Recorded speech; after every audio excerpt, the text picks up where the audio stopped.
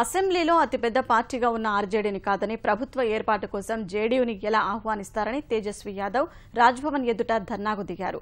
RJD నేతలతో కలిసి అర్ధరాత్రి గవర్నర్ను కలిసిన ఆయన ప్రభుత్వ ఏర్పాటుకు మొదట తమనే ఆహ్వానించాలని పలుమార్లు పట్టుబట్టారు.